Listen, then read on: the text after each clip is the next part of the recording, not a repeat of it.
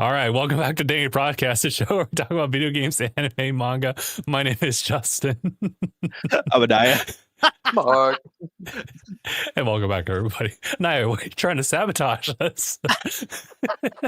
Last minute? No, I was thinking about stupid beefs, but then I was thinking about like, dude, Shaq is tall, bro, and I was just thinking like, he can't fit in most cars, so it kind of sucks. I just think about the behind the tree meme, where it's just like, yeah, that.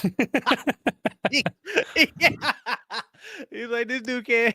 It is known when he's around, dude. It fit most doorways. It sucks.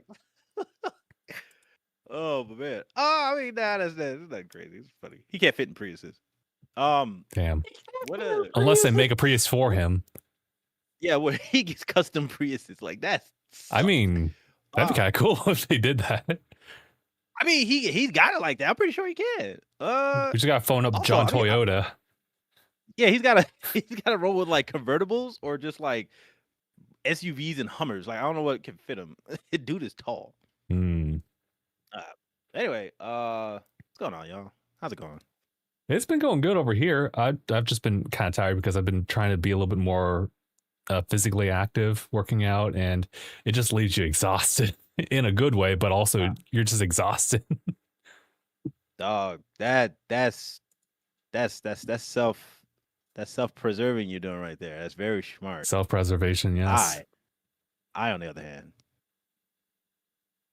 I've been slacking, but what are you talking about? You've been fasting from pizza for 2 whole days. Yeah, 2 whole days, bro. I've been eating pizza for the past 2 days, but before that, I'm feeling awful, and now I'm feeling better. Now, logical progression will tell you pizza's been the answer. I don't want to front that, but I'm just saying, like, I feel bad until I eat pizza. Who's gonna argue with that? I don't know what to tell you. Well, thanks to Mark's insight, it's the carbohydrates. So essentially it's all the breading. Because it makes me feel good. That's great.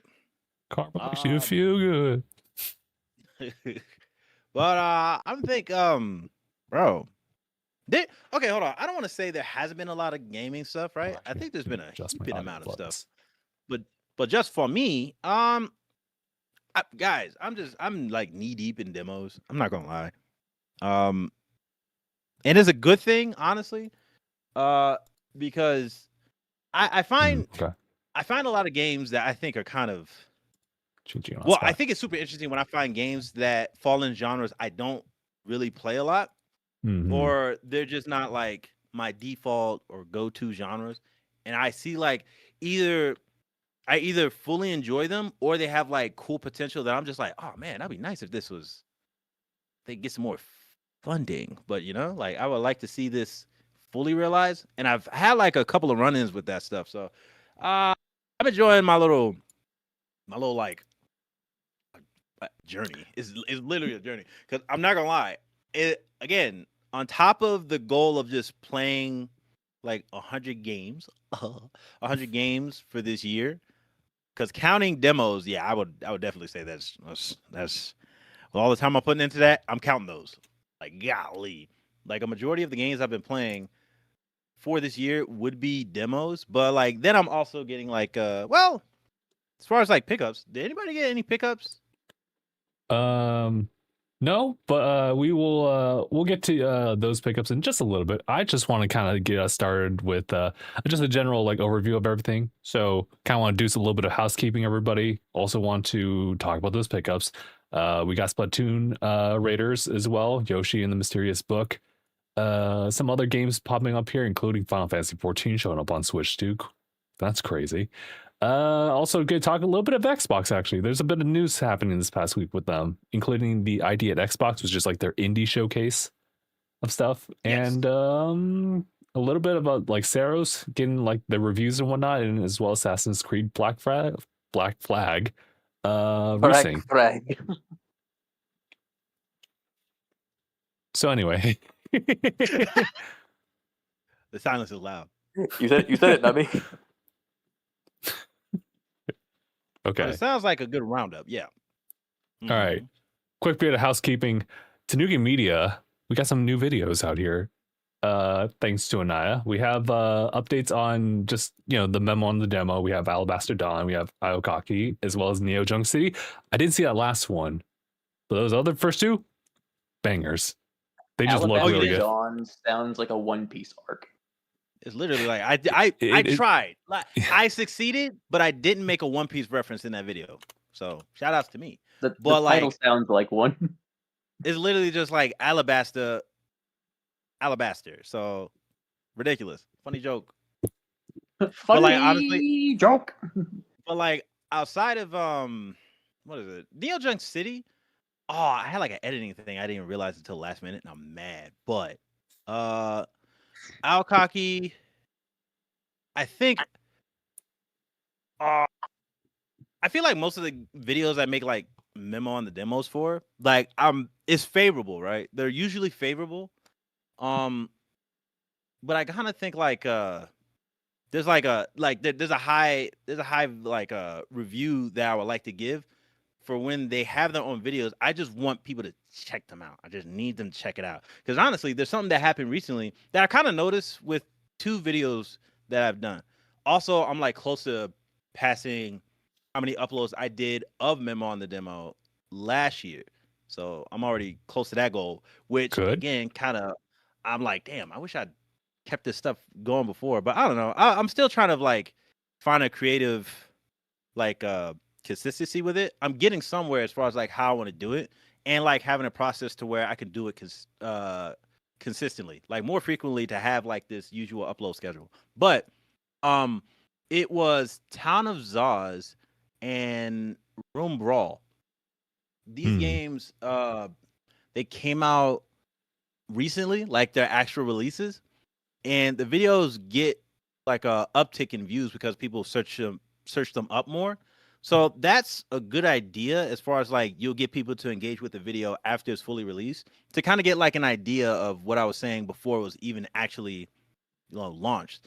But my thing is, even though I'm doing these demo videos, I plan on doing like full reviews at some point. It'll just take more time because I want to be more in depth rather than just like a cursory glance of what I saw when I played the demo. So that's gonna be fun to do.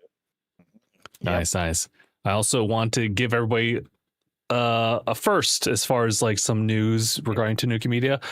We got an upcoming video from yours truly. So stay tuned for that one. It might take me a little bit to get around to like actually filming it, but I got a script ready, and it's just about another kind of like topical thing. It's gonna be interesting. I shouldn't even beat around the bush. It's essentially buying games at MSRP like day one versus just waiting on them, and the circumstances they may fall around that depending on person by person. And hopefully you guys will find that really interesting. So stay tuned for that. The Frugal Gamer. The Frugal Gamer. Oh my god, that's a user out there on YouTube. If not, I will make that. I'm kind of surprised. That has to exist. They gotta exist. It has to. Low budget gamer or something like that. Yeah, I feel like low budget makes sense. Feels like that would be easily searchable, but yeah. But in any case, as far as pickups, I won't just check in with everybody. I'll just tell you guys right now, I don't have any pickups, but if y'all have any, feel free to share. Honestly, I only have one. You guys wait. I think didn't I?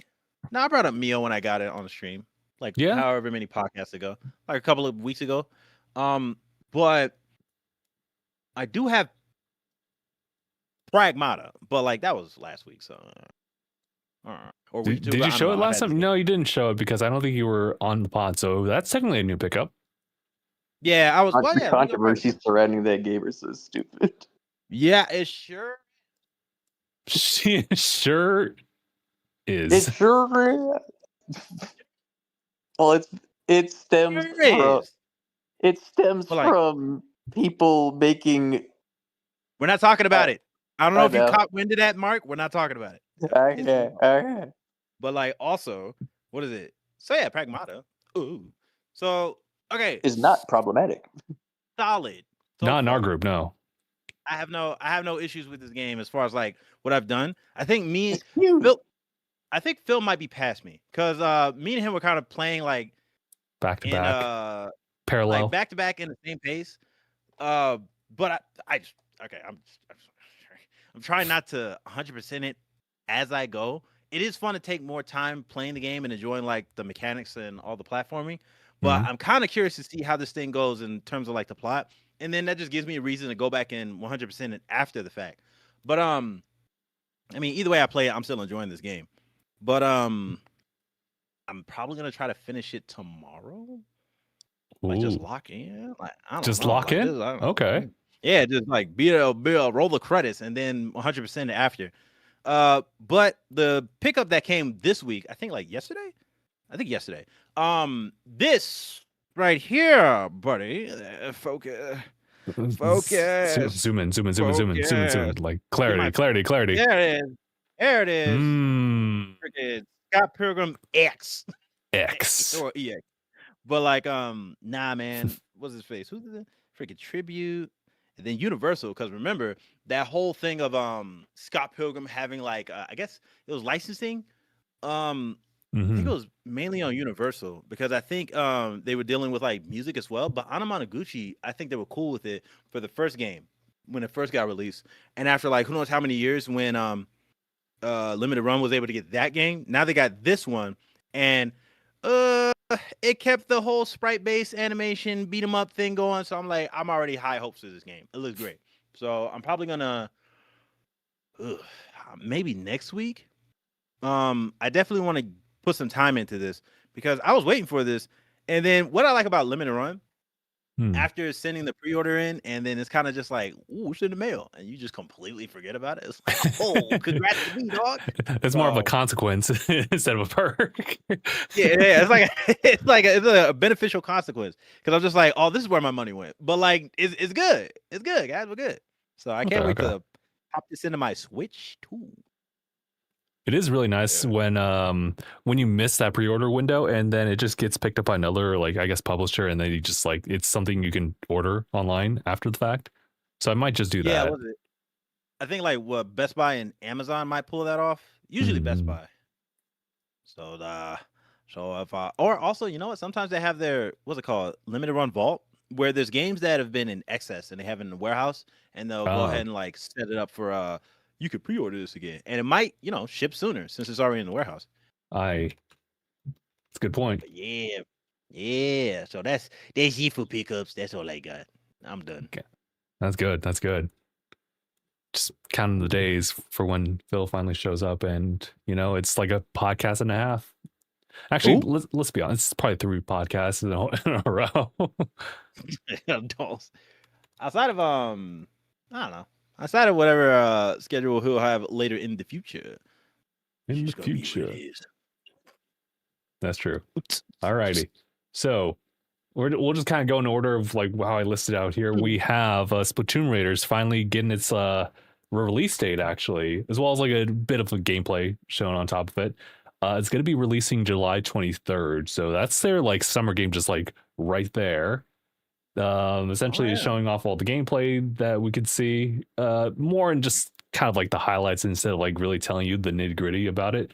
But another thing to note is the fact that they're pretty much bringing back amiibos for this one too. It's Shiver, Fry, and Big Man. They'll be available on the same day. I do like the details on those ones, so they've definitely put a lot more budget into the amiibos as we've been seeing as a pattern.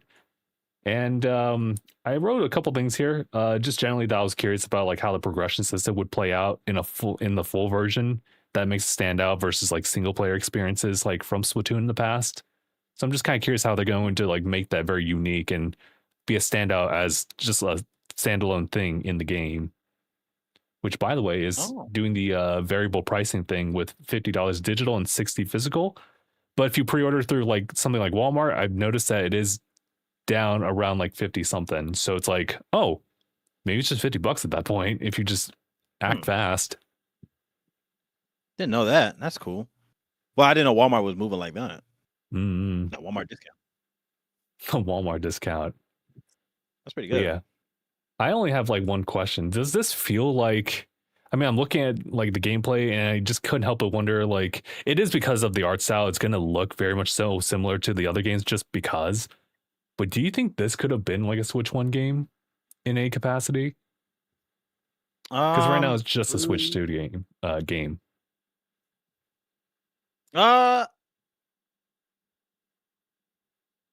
No. Hold on. One thing the first thought that I had was, if it's just Splatoon, isn't this like an online thing? Right? This one's single player. Oh, it is? Oh, then never mind. My thing would be, well, focusing on keeping things like to the most current hardware. I would have thought that would be the case for what's his face? For like online play. There was something I noticed that happened with, it was Marvel Rivals, where people wanted to be on the PS4 because there's a lot of people who haven't like moved on and were capable of getting like the newest console. Mm-hmm. So when you try to have like online matches with someone who's playing on older hardware, so in that case the PS4, it kind of messes up with like some ways of maintaining a connection, as far as I understand. That's what I would have thought for this. But even then, for this to be only on what's his face, like the Switch 2 as a single player, I mean, I don't have too much of an issue with it. I think from what I saw, like, it's not like I can't understand it. It's just like, when is always going to be the reason for the way this game looks, like, is it actually pushing the hardware to where it like justifies being on just the newest console? I would get that, because you are cutting out, like, I guess, a bigger part of the market. You would have had more people buying the game that were capable of running it on the Switch 1. But I guess, like, look, most of the time they're going to have this way of like getting people to get the most recent thing, which means you're going to spend more money. So it's going to be a money thing as far as I understand. But like within that understanding, I'm just like, I mean, you're going to have to miss out, dog. It's not like I want people to miss out on a game they might want, but with the way that they try to get, the bottom dollar, it's like, it is what it is. And it's not a bad thing to wait either. Just hold up. If you can't afford it, it's just like, just ease up off yourself, Don't be so hard on yourself. Treat yourself. Right? Treat yourself, all right? Come on. Anyway, you'll get the game later. You get the game later. Very well said. I think it's just one of those things where, actually, you pretty much said everything, so I can't really echo everything. But I'm just here. I'm existing. I'm nodding. I'm agreeing here.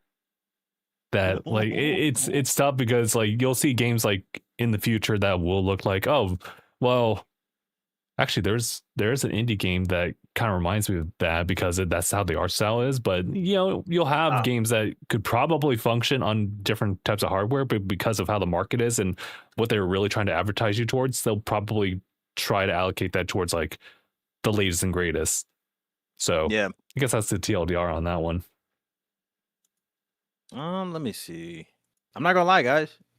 I do like Splatoon, but I have not been keeping up with it. So I'm just gonna look at. I'm kind of the same boat.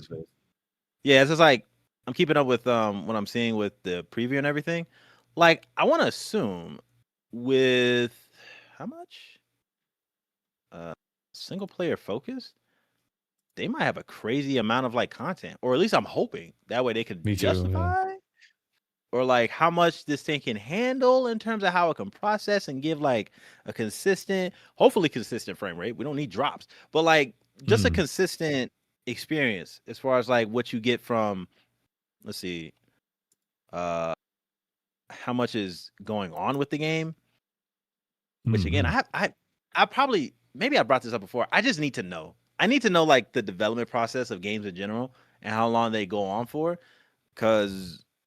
Yeah, bro. It's just like, maybe there's something I just don't understand with how like a console can handle what a game's trying to output. So that'll be something I'll understand later.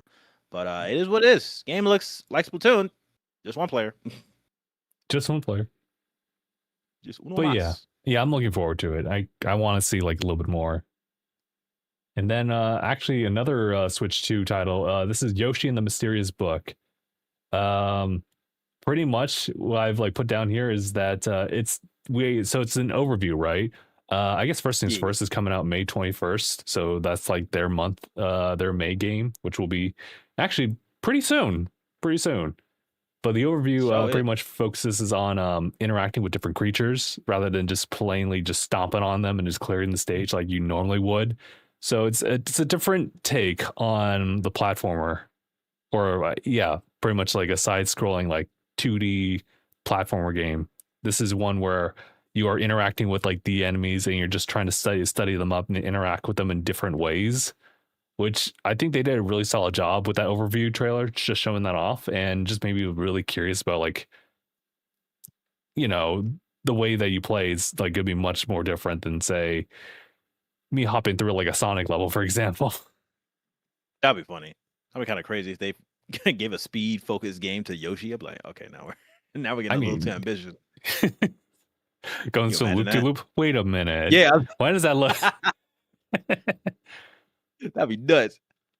One thing I liked about what I'm looking at when it came to this game was just, I don't know. I'm a sucker for like games that give a distinct art direction. Because they have this thing where I guess before Yoshi hops in the book, it's like the typical like 60 frame movement of like a 3D Nintendo game, but then when he hops in, he gets like stop motion like Spider-Verse frames. It's pretty cool. I do like that. So I'm just like, yeah, give yourself some personality. But I think man, I don't have many Yoshi games. I don't think I even have, was it Woolly World? I don't think I have any of those actually. But I'm like, hey man, this game had like a lot of flourish, first of all. Vibrant looking game. And the appeal is definitely going to be general audience, of course, because like you would definitely assume like most of the things that Nintendo does is a family focus, so like it hits mainly a demographic for like a younger audience, but of course like people who grew up with these games are going to buy this too. So or people just like platformers, looking like a solid platformer, honestly. So I don't doubt it's going to do well either. But this would probably be a later buy for me if I decide to buy it, because I'm getting distracted by all these games. I just stay fed. Like too many games. Honestly, I feel that. I think I'm in the same boat. I know for sure. Like just given Phil's track record, he will definitely get this day one. I think I'll wait. I'll wait and just see like what else do I have as priority, and then maybe I'll come back to this one later. I did that with I think Crafted World, whatever is the Switch title one. But it is something I do want to just kind of like try out, because I think with the Yoshi games, they've been primarily kind of their like family friendly experimental type of game. Yeah. Look at all these. Wow, this looks crazy. Oh yeah, no, this is definitely gonna be a solid title. I'm just looking at the trailer with some of the things you'll be enjoying for like, was it mini games or just like in the platforming itself, some of the fun stuff you get with that. Oh yeah, this game's gonna do great. Now I do want to turn our attention. Well, actually, this is more for me. I saw the Orbitals like video on the Nintendo YouTube channel. You guys remember Orbitals? It's essentially the it's the co-op focused space like venture like anime like inspired art style co-op game, if you guys recall that one. And anime what's his face? A Way Out? Yeah, essentially. From what I understood from the comments, I think the senior like game director, whoever, essentially there's someone from like that team, Hazelight, who's working on this one, hence why there's a lot of inspiration. That makes sense. But I don't know, man. I just wanted to say that it looks really fun. And I think this latest gameplay thing is really solid. It's really selling me. I haven't looked at it, but I guess since it's like dedicated co-op, I was probably gonna have to buy this at some point, but I'll see how I feel about it. Because I'll get it just for like, I just wanted to grab it because like, well, first of all, anime inspired, definitely like 90s, like 80s and 90s early anime looking stuff, like some not Outlaw Star. Tenchi Muyo kind of looking thing. Like you could probably give it some of that. But it's just like nostalgic anime art style. Like Yeah. You got me. You got me. You sold me. You got me.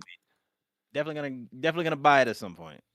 Fair enough. I haven't seen much of it. I probably should have checked it, but I mean, I just Yeah, the video will always be there. I think it pretty much sells itself, and once you see that video, you don't really need to see any other videos after that. You just need a release date. Yeah, basically, yeah, that's solid. Okay, in that case, the big topic that I wanted to cover is Final Fantasy XIV showing up on the Switch 2. So they announced this, I think, during their fan fest. They just announced their new expansion. That too. Really? What was it called? It was Ever something. Something with a mist in it, maybe? Was it Evermist? I'm gonna have to double check right now. Evermist sounds like a cologne scent. What the heck? Evermist. I'll buy it. Yeah, that sounds like Evercold. Sorry. Oh, Is it Evercold? I knew it was Evercold. Ever something. You said, is it Miss? It's like Evercold. Oh boy. Evercold sounds like a Gatorade flavor. Yeah, you can. Yeah, that's definitely something. Hold on, I think we're cooking. Yeah, that's good. Pay me, Nintendo. Man, it's so crazy how far it's like come, because like, God, from like the original like release of the game apparently didn't do so well, and so there's just a bit of like history behind that and like the development just to like make it better. And now just fast forward to now, I can't believe that Dawn Trail finished. Dog, really? But kind of going back to like the topical stuff about it. So they're targeting a release date around August this year. It's going to be, what's weird about it is that it's going to be a completely separate subscription from everything. So if you're playing this on Switch 2, you will need the Switch 2 online just to have online features. But on top of that, you also need a subscription with Final Fantasy XIV, which is not too crazy from like how people have done it before, but it's not going to be like a shared thing across the board, where if you had the subscription and you play on different platforms, you could do that. But with the Switch 2 specifically, that's a whole entire thing. So if you're just somebody who's playing through it on different platforms and you want to jump into Switch 2, you need a separate subscription for that, which is kind of weird, but you know what? They took the time to figure that out. Really? But if you're just playing on Switch 2, it's not really a big deal. Got you. And that's only with the Switch, like PC and whatever other PlayStation console. 5 and Xbox Series. Okay, so it is on the other ones aside from the Nintendo. Mm-hmm. Oh. Okay. What is it? Is it like how much? Okay, hold on. How much is it? It's currently half off now, so I think well,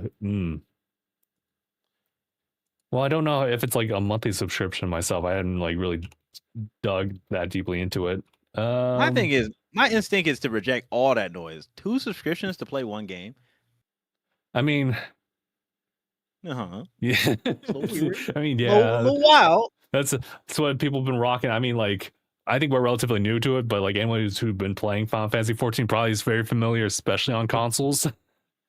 Because, like, first of all, I would think that I don't know. I haven't really played like a lot of MMORPGs.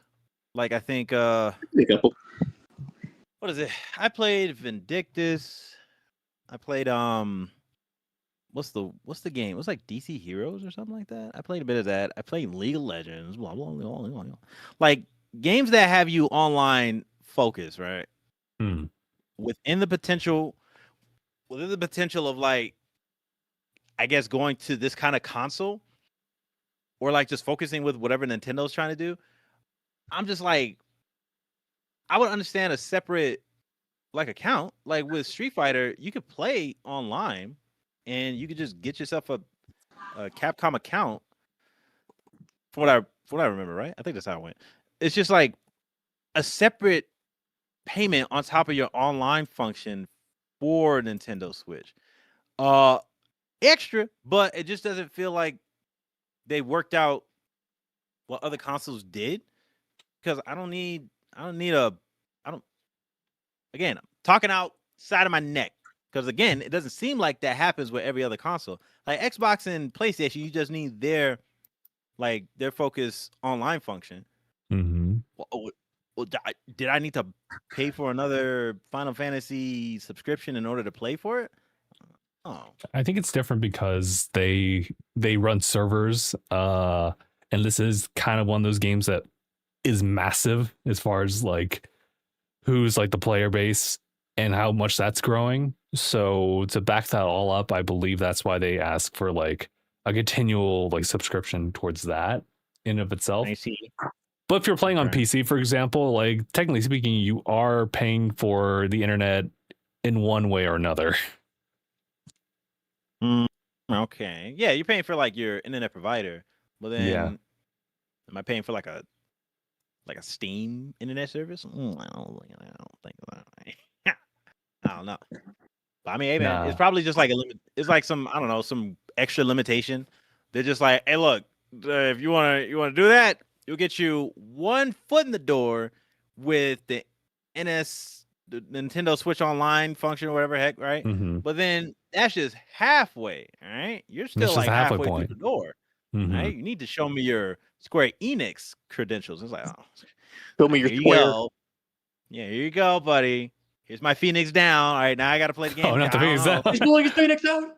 Yeah, I just had to do it for it. So I'm like, just again, instinct is to reject paying extra, but I guess, if you really want to do that, when you only have this console, sure, you're gonna have to bite it. You have to bite the bait.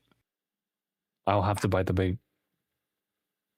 Yeesh. But in terms of the game in general, I've never played it. Wait, hold on.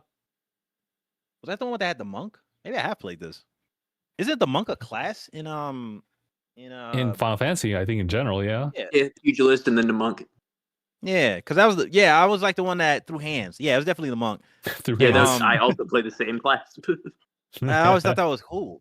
But again, I never owned it. I just always tried it out because a friend of mine would be like, hey, man, try this game out. Matter of fact, he's the one that showed me DC Online all those years ago. But it was cool. It's just like it's just the hours, man. It's kind of like the what is it?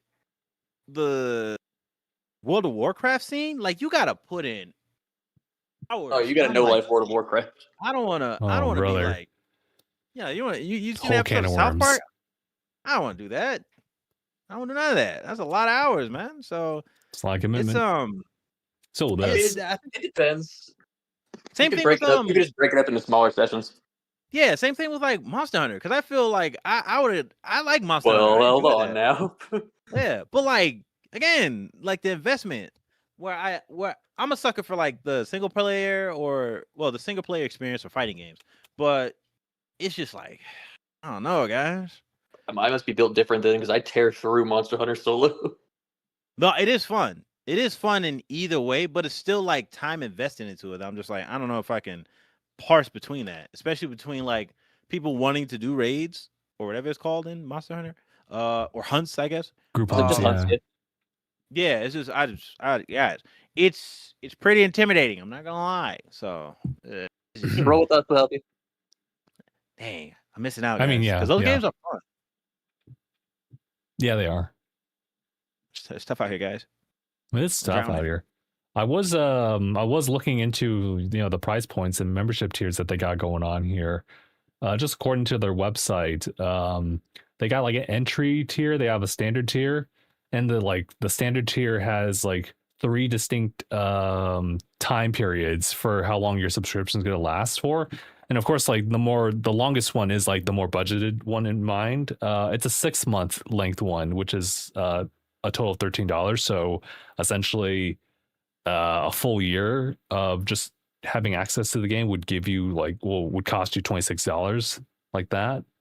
But you can also go for like monthly ones just to see. So it's not too bad. I think that's probably where I was trying to see where that would land at. Because you'll have 2 subscriptions, but on average, how much are you spending. Because guys, if you have a chance to do something annually that you will consistently use, always go for that option. But I guess who knows? Who knows how fickle people can be with MMOs? But 6 months, sure. 26 a year. And then what is it? How much is Nintendo? Going through the tunnel right now. I'm sorry. Sorry about that. How much is Nintendo online services? I only remember the yearly. Nintendo, I forget if they did or not. They might have. I was like, how much are the plans? Because like a year would be individual is I mean, I was happy to see Game Pass going down. That's always lovely. That is nice. And we're about to get into that. Yeah, I'm super curious about that actually. It's $50 a year for Oh wow. Well, hold on. That's the most, right? That's the expansion pack for Nintendo Online. But I guess if you wanted to do like, what is it? Just an individual for basic online stuff, but it doesn't include. Oh, what the heck? It doesn't include like the upgrade packs or like the expansion pack. Yeah, you don't get the Sega Genesis, you don't get the Virtual Boy, you don't get Nintendo 64, Game Boy Advance, or the Nintendo completely vanilla. Basically, yeah, it's just like you want to play online, you want to be. Well, do you also get NES and Super NES and the Game Boy Classic? I'm pretty sure everything else is on the expansion pack. Yeah, you just don't get like the other, the Evolve 3D or Game Boy Advance stuff. So you want to, so you basically just get bare bones. You get online. That's it. Let me see. So what's that? It's if it's $50 and then 26, so you spend $76 if you want to hone in on just playing Final Fantasy. I guess yeah. So you'll need to switch online. The thing about 14 is like they keep expanding of what the free trial covers. So like if I'm not mistaken, right now the free trial goes all the way up to Stormblood. How many expansions is that? Like 5 or something? This game's been going on for a while. It's about, I want to say it's like 3 or 4. That was close. Okay, that's. Yeah, you're right. Realm Reborn, Heaven Sword, Stormblood, all included. Yeah. Oh, okay. Yeah. I guess, and then there are hefty expansions, yeah. And coming from someone who's played through the entirety of Realm Reborn. Realm Reborn is probably the longest part of the game. It is a grind to get through a Realm Reborn to get to the rest of the game. Oh, hell. Wow. Okay. You mean I'm locked in? Yeah, they got something to show for in terms of like the hours you would have put into it, especially for a game that you for Heaven's Sword because Starfield came out. Jeez, it's tough out here with all that investment. So I would assume is that fair to say you're spending like $26 a year on top of your 20 if you want to just do bare bones, and then 50 for the full expansion of like what NSO offers. Right. I guess it balances out. I mean, again, it just depends on how invested you are into this game. Yeah, and with the Final Fantasy subscription, I guess that would get you Endwalker. Is there one called Shadowbringers? I feel like there is. That sounds familiar. Shadowbringers is right here listed. Shadowbringers, Endwalker, and probably Dawn Trail. And then Dawn Trail, yeah. Dawn Trail. And then Evercold. Yeah, now Evercold. Evercold. From what I've seen, Evercold's doing a lot of stuff that's like a lot of touching things up. It's to make the job system updated and everything. It's like basically streamline a lot of stuff. Got you. That's pretty good. 22 jobs. I only want one. I will say though, it does do a great job. The game does do a great job at keeping all your. You can do all these jobs and still maintain your same character. You just gotta upgrade. You just gotta do the job as that character, and you can just switch between them. Nice. Maintain my stats. That's fair. And of course, there are classes that are like exclusive to certain expansions. Oh, yes. As you go on, and Evercold's probably gonna be the exact same thing. Cool. Doesn't sound bad. Yeah, man, dude. I remember when Tom Holland was doing advertisements for 14. Tom Holland did advertisements for 14. He did advertisements, yeah. Spider-Man? Yes, yeah, Spider-Man. What a nerd. Anyway, that's good stuff. On top of all the other stuff that happens with star power with that game, because I remember seeing that on like buses. They had like oh man advertisement in like I can't say buses out here. I would just definitely see like the promotion from like people pointing it out and like I guess what buses in Japan. Like trains or I want to say trains, yeah. Well, I mean, I remember like there's been like advertisements for like Kaiju number 8 in subways in Japan. Yeah. Also, hold on, wait. They're pretty big on that. There was probably. Was there ever something like that for Evo? Maybe I'm wrong. There might have been something. You're right. Because we go on like trolleys and whatnot, and we see little bit of branding because they have FanFest over there. Yeah, you're right. It's probably just because that's what, like, you know, that's the event. So they're like, oh, let's plan it in accordance with the event with the advertisements on the public transport. That's super good. Makes sense. Yeah, good marketing. Solid marketing. Yeah. It reminds me of when Comic-Con was last year, and they showed like one of the trolleys just branded with Switch 2 and Donkey Kong Bonanza. So just works. Oh, word. Which amazes me that they can do that, but they can't make more housing in California. Go figure. Ooh. Can you imagine? Could you imagine proposing, yeah, this plot of land is not used by anybody. Why don't we just make houses? And they just say no. Oh boy. Houses. Listen, you can make houses. I'm listening, and make them affordable. Okay, that's where we draw the line. Oh, now hold on. Oh, man, this is where we draw that line. Now, affordable. What do you think we are? Yeah, no, you got to do a whole bunch of headaches and that.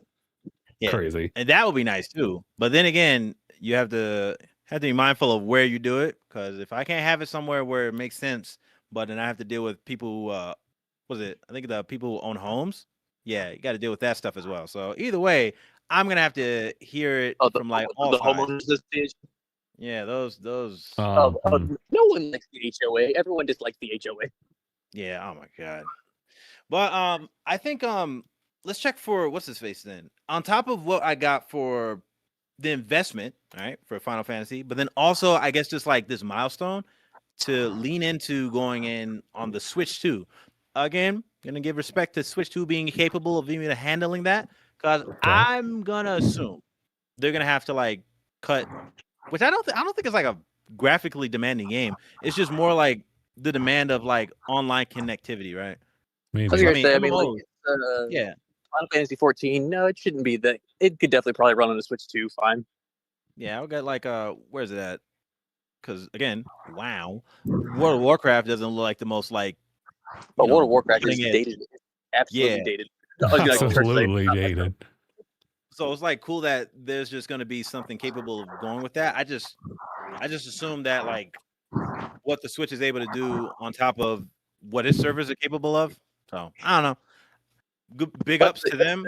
That's the thing about MMOs, is that occasionally they do go through the process of updating their graphical engine and being modern graphics, but it's like a big thing for them to do because the game is just so big and so old. It's so archaic, so you have to just go back into the systems. It's like with Smite, when they made Smite 2, they had to just make a lot of stuff from scratch because porting it all over would take forever.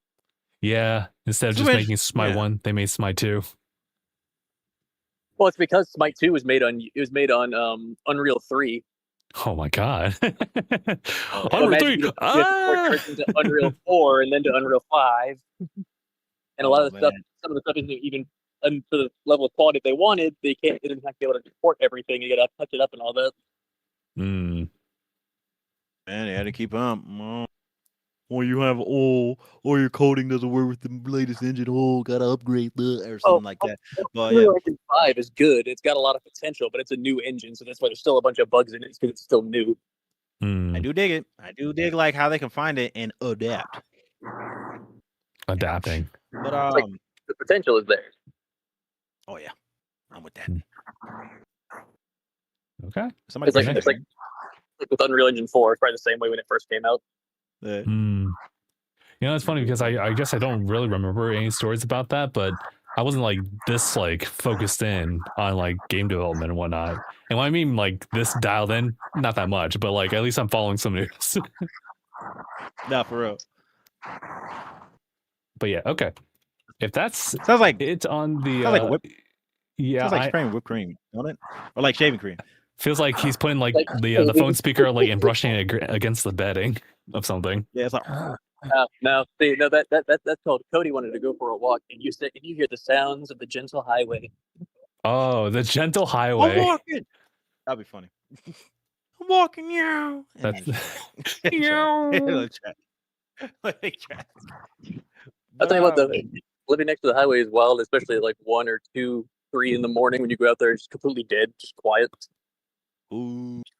Yeah, it's a different vibe for sure. Just 1 a.m. I remember the first time that like ever happened to me. Bro, we've taken Judy to the airport before at like 2, 3 in the morning, and let's say, seeing the entire place just barren was like something out of a disaster movie. Ooh. Have you seen Dawn of the Dead? Yeah, it's just like that. Like, oh boy. Yeah. Oh wait. What's the next thing out of Nintendo news? Because that was all Nintendo focused, honestly.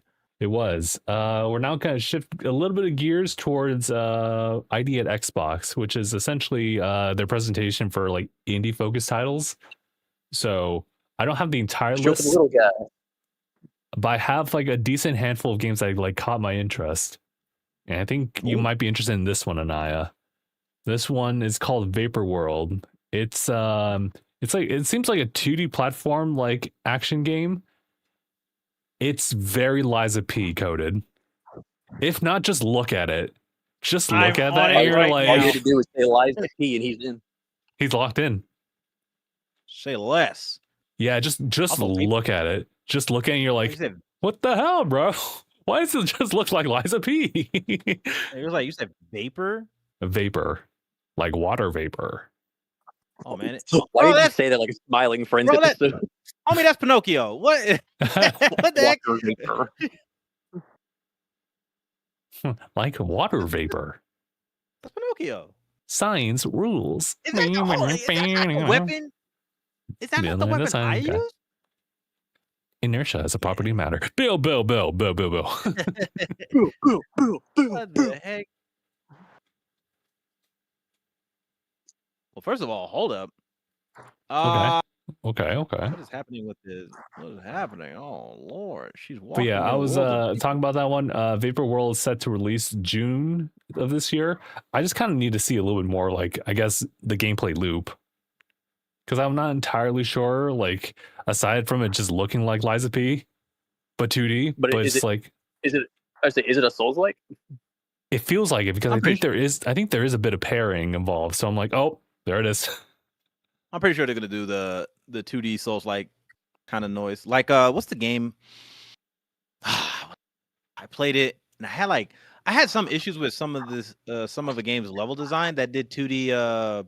What's his face? 2D Souls-like. It's called like The Last Faith. Yeah, that game's cool. I think I was probably in like also this DLC. What? But yeah, that game was cool. But that was definitely like a 2D Souls-like. Or like Bloodborne, even like down to like some of the themes, like it's gothic and cutting monsters up. So yeah, there's that. But gotcha. I think there's one thing I'm trying to describe how I feel about this this art direction. This is the kind of game that kind of rolls off of, what is it? Like how everything moves. I don't know what to call it. I don't know. Cuz it's not like there's individual like in-betweens as far as like different frames that go on.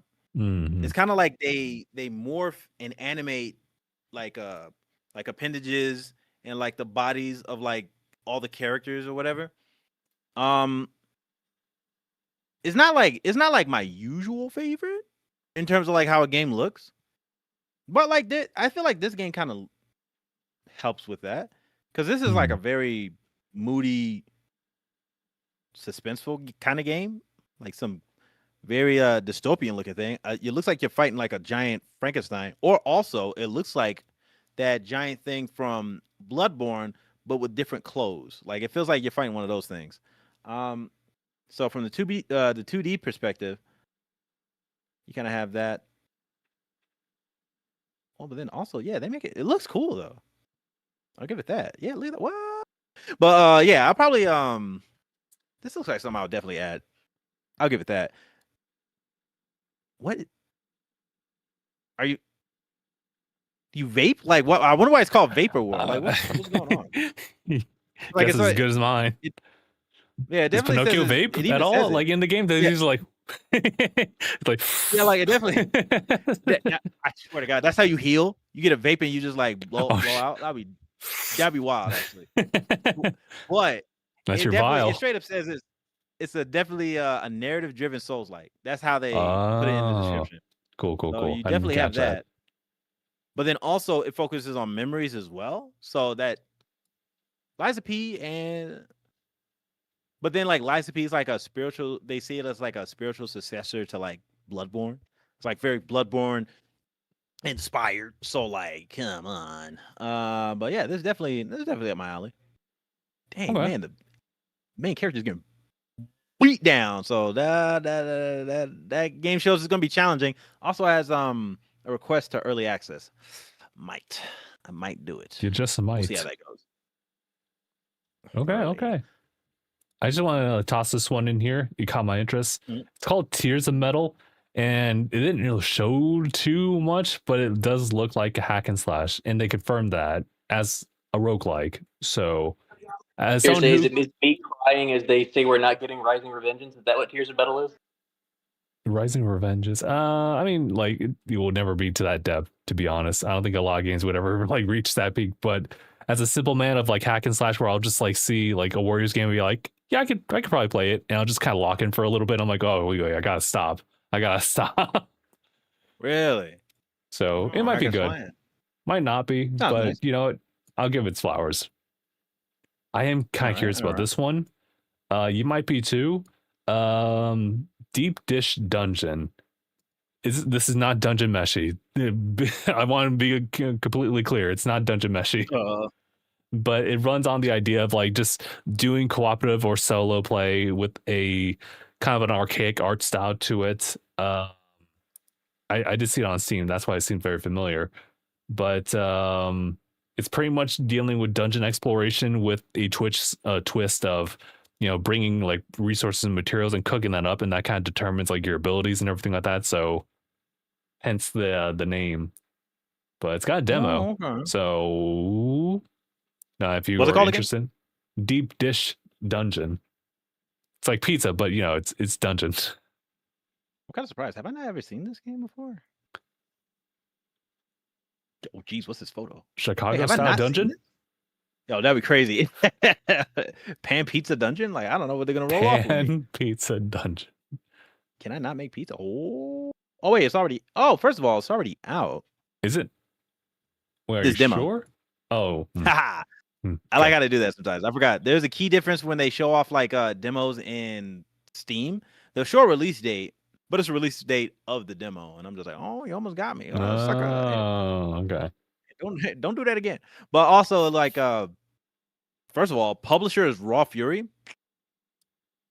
They do some good stuff, I'll tell you that. Case in point, Fury. Fury's a very good game from from what's his face, from Raw Fury. And I'm just like, every time I see Raw Fury, I'm just like, you know what? You already got my money. I'm just waiting for you to just launch it. Yeah, just do it. What are you waiting for? I think it is. Yeah, it's just a waiting thing. But hold on. But yeah, I'm just hoping to see how that stuff goes. Give me 1 second. Where's that thing? Haha. Oh, he's doing break time. I also just typed in Raw Fury like on Steam, and one of the first listings of games is this thing called Snufkin. It's the guy who does the meme of him folding the knife that Aniyah has like posted here and there. I was like, brother. Oh boy. Oh wait, hold on. So wait, if Aniyah's gonna be gone for just a little bit, does that mean I should like put a hold on the topic? Because there's like 2 other games here, and I'm like, he might be interested in them. Oh, especially one of them. Actually, he might be interested in this other one too. So I guess I will hold off on it. Where do you go? He didn't say. He had to take care of some stuff, but here's Robin instead. Oh, Robin's gone. Robin's also gone. So by any chance, do you like jazz? How about those bets? How about them? Actually, I don't want to spark any controversy. Wait a minute. He said, "Wait a minute. I don't want to say the wrong one." When it comes down to like sports teams or streamers, I can't win. I can't like just point anybody out. My XP bar's low. Yeah, I'm not ready for that challenge. Yeah. If you get that reference, you get that reference to a certain. I don't think so. No. So a surgeon's man who may have acted like an anime boy.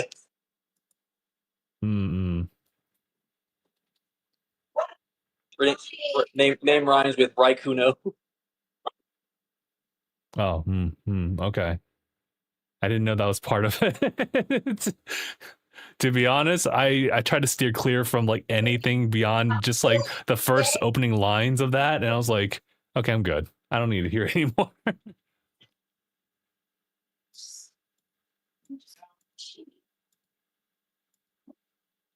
But okay, let me see. I just don't know if I want to add there.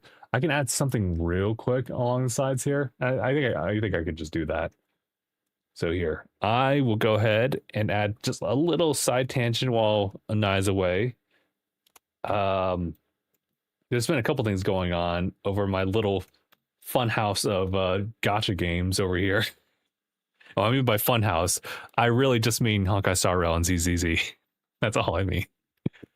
Got the 3rd anniversary of Honkai Star Rail, so they're really pushing for just like giving you free materials and whatnot. And yeah, I'm gonna be trying to pull for a character maybe, but it's so tough because like my account's like basically focused on what's really good free to play right now instead of just trying to like invest in what would otherwise cost a lot of characters. It's tough out there, but they have Silver Wolf, I guess a new version of her. So I'm like, is she viable? Is she free to play? Because they're definitely just touting her as like really, really good, lore wise anyway.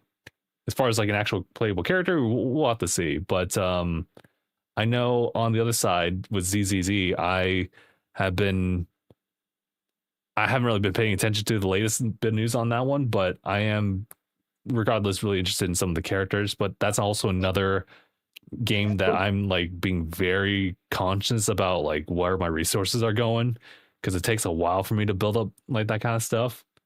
And because you're being free to play. Yeah, so like my big thing is saving enough to get the character and like their signature weapon, like cone, whatever. So I like just doing that. And as long as you can get a 4-star weapon, it's not as good as the signature weapon, but as long as you have a 4-star weapon, it's still this is decent, true. Right? Yeah, it's pretty decent, and people will have guides about that saying like, oh, this is a really good alternative if you don't have the signature. And, you know, that makes sense. I just kind of like having like both because it just gives me one less thing to worry about. But it's also weird because you gotta save up the resources you get from the other draws and stuff. Yeah, so like pretty much like once I like focus in on one character and their like weapon of some kind, then I'm done. I'm done for like months. Waiting for the next event. Yeah. I do hear that like ZZ is kind of like the least popular of like Hoyo versus like less lineup games, which is kind of sad because I feel like it has like a lot more polish and a lot more promise to it. And I just kind of just like the gameplay loop on that one a lot more. Got a lot more charm to it. I feel so, yeah. But I guess we'll see. I found myself playing the Kaiju number 8 mobile game recently. Oh, I did hear about that, but I didn't follow through with that. I've been enjoying it. I saw the reviews on Steam and I thought, oh, is it not good? Did I try it myself? I was like, oh, this isn't bad. The game. Yes. Oh, you're back. Yo. I sure am. I'm here now. I'm doing the best I can. Oh, oh my God. All right. Also, what? Wait, what was the game after? You guys are still talking about the indies or whatever? I was just kind of like going on a gacha game tangent. I was trying to remember what was the next thing I wanted to bring up. Oh yeah, Zenless Zone Zero is getting a Steam version for it, which is pretty nice. You could actually play that game like through like a separate means. Like there's Heroic Launcher, which essentially allows you to just access like your other PC platforms like within Steam Deck's ecosystem. Kind of. It's kind of like a weird workaround, but essentially you can play games from there. And I found that Zenless Zone Zero was kind of booty. I'm not gonna lie. Not the good kind of booty either. It's just kind of like, I mean, that's not good. I could take it or I could leave it. I think I'll just leave it. But if it runs natively on Steam, then I can use what was it? Lossless scaling, I think that was called. Essentially, it's a way to just kind of like cover it up and mask it and have it like upscale a little bit. So I'd like to use that instead. But man, otherwise I just play a lot of myself on tablet and whatnot. I was gonna throw a bit of like my ideas for like gachas. Is Zenless Zone a gacha, right? Does that fall under that? Yeah. Yeah, it's a gacha. But like, is that the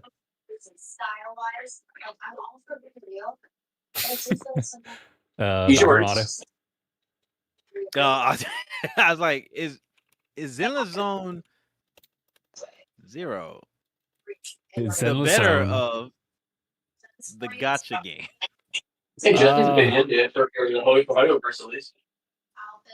I like it a lot. I think revenue wise, I think it's the least popular. Let's say that. Because I think the problem is that they're too giving. They're too giving, if you can believe that. They give you a lot of cool stuff. I like a gacha game that's giving. But I think it's because of that like personally, and this is just my opinion, I don't really feel the need to like put a lot of money into it. I did see like a new character skin, and I was like, I'm kind of tempted because there's literally no other way for me to like use in-game currency to buy it. So that sounds nice. If they save your wallet, like it's a forgiving gacha. That sounds nice. Mm-hmm. There are a couple of gachas that are coming out that are kind of just throwing away the whole 50-50 pity thing, if you're familiar with that. So pretty much guaranteeing that like once you're trying to summon for like a certain character, you will get them in a shorter amount of time than those who have to deal with pity. But there's that's just like, hey, you can advance further if you just give us a little bit of cash. Yeah, actually, there's a new one that's gonna pop up. I think it's called. Is it NTE? NTE. What was it called though? That's I've been seeing ads for that. Neverness to Everness. As like that's the full government. It's the Grand Theft Auto like. I'm so mad. You said Neverness to Everness. Listen, I don't make the rules here. That's a wicked name, dog. I think it's coming out at the end of this month, so that's why you're seeing a lot of advertisement towards it. But I think that's one of those that's actually like throwing away with it. GTA. Yeah, pretty much. But it's not that other one. I forget what that one's called. The one that's just like the outright just takes a lot of the Spider-Man animations. I forgot what that game was too. It was like it was trying to be like 5 games in one, right? Yeah, pretty much. Good lord. I'm good off that. I kind of repressed it. I honestly don't remember the name. Repressed it. But I swear, if I see it, I'll be like, "Oh, I'm not buying it," and then just leave it as is. How can it be so greedy, y'all? How can it be so greedy? Just be a thing. Like pick a theme and an idea and stick with it. This thing was just like, I'm gonna get all the Odyssey Cities. I'm like, nah, you're not getting me, dog. To be fair, I do love a good genre mix. And actually, you know what? There was another one that came out this actually like a week or two ago. It's called Mongol Stardive. I think that looks very Genshin-like. But I just pictured a bunch of Mongol warriors dressed in the most kawaii outfits, bro. Hey, relax. I think like you're gonna. This is like a flip on Genghis Khan. Like, what are we doing? Genghis Khan is a waifu. Is it fate? That's crazy. But like, that's an idea. Jeez. Somebody's gonna do it. Somebody gonna do it. But I have no context with this one aside from the fact that I've been seeing like clips on it, and like one of the original voice actors for Kalis in Star Rail is like featured here. And I was like, oh, that's where he went. Now he just found some work. I was like, oh wait, I recognize that person. Money. Oh, but sorry, back to the last bit of like the indie stuff for Xbox. There was two other ones that I wanted to point out. I guess I'll just go ahead and just type this down as well. But Speedrunners 2. That was a game that I remember saying something about that. I was like, wow, I didn't think that ever happened, honestly. Yeah. There was something I discovered like with Gabe when we actually tried out Game Pass for the first time. And so Speedrunner was one of them. And we had a great time. So I'm actually happy that Speedrunners 2 is popping up here. I don't know if I'd personally like buy it myself, but it'd be super cool if like say like Phil just hosted like a play session on that one. And we all just jump in. Xbox jump in. Xbox jump in. I mean, from what I've seen with the new CEO, she does seem to be trying. From what I've seen, they're talking about Xbox going back to its identity. I was like, are we getting a remember who you are moment? Oh, we'll get to that. We'll get to that in just a little bit. The last thing I wanted to point out was a game called Screenbound. You may have seen it a couple times, Aniyah. It's the idea of like you're playing something handheld as the player, and pretty much mimics like what you see in third person, and you're platforming like physically in that world, if that makes sense. So really, Screenbound. So imagine like you're trying to navigate the world with just like your camera app on your phone, and like that's how you go around. But like the camera's actually like right here, looking at this while seeing stuff in like the general space, and have to move around here and there and just do some light jumping here and there. But there's like invisible enemies that you can only see on the phone in this case. But there's also like environmental stuff outside of it. It's really interesting. This might not be something that we ever seen. Yeah, because new gameplay trailer. Nah. I don't think I've ever heard of this game. Which is funny because looking at it now on the what's his face? On the Steam page, this thing had a wholesome what is it? Something from like it's like the Wholesome Direct, and this message was back in 2024. So it's been a while. It's been mentioned, that's for sure. This thing is called, it says is leveling in a blend of 2D and 3D that creates the world's first 5D platformer. Wow. What does that mean, Kobe Bryant? Like, yo, it's just like you got 2D and 3D. Yo, 2 plus 3 is 5, dog. That's 5 platforms. Like that's 5 platforms. That's 5 dimensions. Like, oh, bro. I mean, that's one way to look at it, but nah, this is. I mean, it is until you realize what the dimensions are. Yeah, I'm definitely getting this. This is definitely a me game. Like, do you guys know what the 4th dimension is in Dimensions? Yeah, bro. Yeah, it's just that we're gonna add these two. I don't know what happened to the 4th one, but that's what's happening. Because the 4th, it is the thing. Like the 4th dimension, in terms of dimensions, is time. Yeah, that's definitely a perspective that we all use, I guess. So forget about it. I think you need to take an extra sedative for that. Yeah, that's gonna be crazy. I forget what that was called. I saw like there was this is a quick aside. There was just like a podcast that features this one guy. And he talks about taking like a certain type of drug. I forget what it's called, but essentially it kind of like peels open like the world for you when you like perceive it, and it's super crazy. Maybe it is. Yeah, like. But essentially, like people who've tried before describe like a whole other like dimension that opens up for them, and like it's just the craziest experience because you hop out of that and you question everything around you because just how surreal that felt. But there's certain scenarios where like people have like gone in but got outright denied. So either nothing happens or there's like an entity that just bars you from ever entering back into that space again. And it's like, what the? That's yeah. I was like, what the? Who tells you this? As someone who's never partaken in LSD, that sounds like LSD. I don't know what that is. It's my educated guess. Yeah, right. It's my theory because, bro, I who smokes weed and thinks like, yo, I'm out here doing some what's the episode of Ed and Eddie where they become self-aware and they start taking out each other's outlines? Yeah, they the sun. With, like the fourth wall break. Yeah, the fourth wall break episode. Nah, that doesn't happen often. But good luck to them. Crazy. That's crazy. Cool. You live to tell the tale. Yeah, this game was crazy. I'm surprised I've never heard about it. I'm not gonna lie, y'all. It's kind of pissing me off. How have I never heard of this? It's kind of pissing me off. Man, that's crazy. This is a definite buy for me. Okay. Anything else from that showcase? Nothing. After that part, there was still a couple things, but those were the ones that really stood out to me. I did want to shift the focus over to pretty much what Mark was talking about Xbox talking just broadly about their plans going forward. They're reevaluating themselves. So that included the whole mess of lowering the price of Game Pass down to like $22, which is like, that's kind of a crazy jump. It used to be 30. How much was it before? 30 a month, and now it's like 22-ish. But the caveat was that they would have to cut out like day one access to Call of Duty. Just Call of Duty.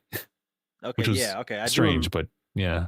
Yeah, I think for the sake of it, the selling point for day one Call of Duty, because Call of Duty is like it always does well in sales, right? Mm-hmm. As far as I know. Even with how people may feel the quality of the game itself may like quote unquote suffer, but I feel like people are always gonna buy Call of Duty. It's like Pokemon. Like everybody's gonna always buy Pokemon. It's gonna do well all the time. But I mean, sure. If anything, that kind of focuses on them wanting people to buy more of that game day one, while having all the perks you can get from Game Pass. So I'm like, is that really a bad caveat? I don't think so. I mean, it might be my bias because I really don't play Call of Duty anyway. But like, even just from like a meaningful move for consumers, sounds consumer friendly to me. Because how much is that? Like $8 down? What, boy, man? Not bad. Kind of want to cut it down a little bit more, but we'll take that. Yeah, we'll take that. Take away 15. But anyway, yeah. Make it like 15. I think we'll start talking again. Give me that. Give me that. Like, deliver. Yes. It's a solid deal. If they do it, I mean, baby, man, I don't know. Sounds pretty tempting. But yeah, that's cool. Otherwise, it's an interesting thing. They sent a general letter to like all the employees about like their focus now. One of those focuses is being Gen 9, which is essentially just Pokemon. No, it's not Pokemon. It's about it's not Pokemon. No, it just so happens to be like that'd be their iteration of like the next console generation. So they're gonna be working closely about Pokemon lingo. Man, what's that new logo? Any kind of finesse the logo and make it like cleaner? They're doing all the other companies doing, simplifying. Huh. Modernity. Oh, God, modernity. Oh Lord. Oh Lord, modernity. I got a little like a logo shock value from that, because I'm like, y'all remember how Windows used to look? Do you remember how it used to look? Yeah. In terms of its logo? I just remember like the flag motion one, if you remember that one. Yeah. And now it's just square. It's square. It used to be like angled, but now it's just like wave. Yeah, the waves. The thing is, like a lot of designs these days have been simplified for marketing, but they've also lost a lot of the charm that they once had. Yeah. Geometry. Basic geometry. And I'm just like, no. I don't like it. Because I'm like, wouldn't it be cooler to look at something like, oh boy, hey, that Windows flag with the 8-bit or like the digitized looking flag, that's cool. And that was just squares. Simon Says squares. Like, I'm just like, bro, there's no inspiration to that. Simon Says squares. Come on, man. That mess ain't cool to look at. It's just a bunch of stupid colors. Oh boy. Yeah, man. Xbox, do you think, man? I'm gonna have to. You know what? Yeah, I'll stay open minded about like their development. We'll see. We'll see. Yeah. Otherwise, it's a lot of just saying a couple things. Granted, we do have the Game Pass like deduction price, so we're definitely seeing moves going forward. But otherwise, any additional comments become a lot of flair as far as like the response, and it's not really outright something we can really dive into. We'll just have to see development. I mean, I'm hopeful for them. Okay, hold on. And your guys' insight, because again, I haven't been keeping up with them. With all those studios that was bought like who knows how many years ago, did we get like any? Are they still there? Are they still under whatever umbrella? Yeah, like still are they still under the game studio? As far as I'm aware, there's been no closures. Okay, so those teams are still around, so that's neat. But you never know what they're working on. That's what it is. But I'm just like, how long has it been? Do you remember when that acquisition happened or whatever? With all those studios. Activision being the big one for sure. Yeah, but then like all the other Bethesda and then Activision. But like what is it? There was what is it? Because I swear Double Fine was one of them, right? Where's Double like Fine all those, like all those, I guess indies and like prolific developer studios? Like where are they at? Like how long has it been since they got those? Because again, game development is a lot of time. But like, what has been born from that? Like where are the teasers? Where's like, because bro, like you guys remember the first official release of or reveal of Pragmata and how it looks now? You remember that? That game I do kind of remember that. That game was intended to show up in 2022, and then here we are. But like, I'm glad because bro, what that game looked like before, and then how it looks now, fidelity out this world now. It looks great, but that's why I'm assuming it still looked good. Yeah, like it looked good, but like now I'm assuming is that what's happening with all those other studios with just nothing, like no hint, no leaks, like nothing. It's kind of crazy. They've been kind of tight-lipped about it, but otherwise, like the games that they have come out with have been announced here and there. Like Kiln from Double Fine recently came out, and as far as I understand, they're treating Double Fine like near royalty over there, as far as like just giving them the spotlight, really treating with kindness, and also helping with like PR and everything like that. But I do worry about them because none of them are safe. Yeah, no, bro. I mean, with some choices that people could make, or like even what happened to is Tango who did Hi-Fi Rush? Yeah, Tango Studio or something. Like Tango Game Works. Even if they get like something that does well with the audience, it may not be what they want in terms of like a bottom dollar thing. So, I mean, honestly, Hi-Fi Rush was really good. I'm surprised they closed the studio. Same. Yeah, it just wasn't enough. Because that's the only thing I can see. Like, wow, it did good. All right, get out of here. Like, what? Like, that's a weird thing, except for, like, you wanted more. That's the only thing I can see out of that. I can understand not meeting sales expectations, but at the same time, I do feel like it's calling quits a little fast. Yeah. Yeah. But, don't get me wrong. Making money's cool, but, like... Making money's cool, but, like... How much do you need, really? How much do you want to know? Because I'm just, like... Breaking even is kind of, that's not the best feeling, but like, how much do you need? What are we doing here? Like, I'm super curious, you know? But then also, probably enough to make your money back on it. Yeah, right. From what I understand, like they do all the whole, like what they get their dividends or whatever, right? But like, it's like when you make a movie, like you project at the box office how much it would take to make back everything it took to make the movie. Oh, definitely, yeah. You want to break even on, like, it's nice to break even. Like, breaking even is quote unquote nice, right? You didn't necessarily lose much. You lost time, but like you didn't make that much excessive. Yeah, like the profits wasn't like, you know what? I wasted my time. Like, you never want that feeling. But I mean, how the consumer feel, I think that's something that hopefully the big corporations, which probably is not going to be the best demand, but like let's hope into like consumer trust. Like outside of like all the heavy hitter AAA games, they're kind of like, oh, we know this will do well. But like doing something different, that's always gonna be a riskier thing to do. So that's why like even with let me see, I'm curious. Even with Hi-Fi Rush, did it break even or did it do like well in profit? I don't know. No, it's a breakout success. Oh, but it's saying it's disputed. Ooh.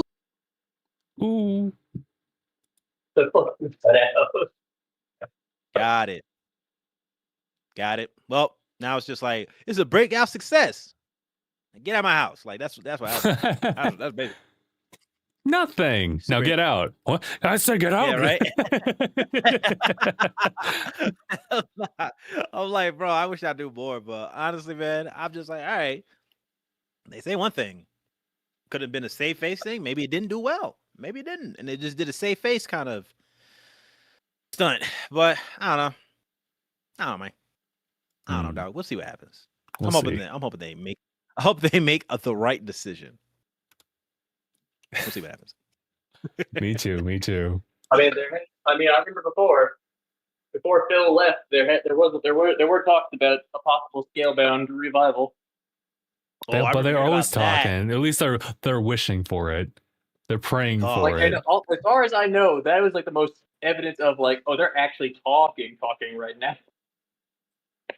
There's some years since that happened, and that still hurts. It still hurts. There's a lot of people were looking forward to that game. Wow, man, I'm telling you, customer trust or consumer trust. That's a huge benefit to have. I'm sure PlayStation players are probably still upset about the Bloodborne remake. Yeah, but we're getting a movie, I guess, and so. With Jacksepticeye. I am so sick of Sony. I don't know what's wrong with them. I truly wonder what they sit on when they're just looking at this gold miner, just like disgusting. Like I don't know. Like I don't know what you look at when you see Bloodborne when there's such a cult following. So much so, I think like didn't they I think they did what's his face? A PC port. I think they just did a PC port for Bloodborne, but it was like some dedicated fans who did it. I think what's his face? Max streamed it like a while ago. That's probably a mod. Yeah, it's basically a mod, right? And they're still going through the works, but like look how far they've gotten. But they probably wouldn't have to do that if the actual company would do it. So I'm gonna throw a stupid idea out there because this has to be it. This has to be because I don't know what else it could be, right? They're minimizing the risk and resources in order to do this nonsense by having they're just seeing people who put the effort and passion into making this happen, and they'll probably end up this is probably something that happens a lot, right? I think there's people who do things for mods on a game that's probably like just no love for it, like there's no focus or any investment in it currently. But if a dedicated set of fans show like, you know, an understanding of game development or just like modding that shows that they're competent to be like, who knows, like employed by the company. Maybe Sony's just looking at people who are working on this PC port and they're like, all right, we didn't pay you for all that labor you just did. We see that you're passionate, but how would you like to get paid now? Come on, buddy. Like, and then they just send you like an invite. I don't know. There has to be something.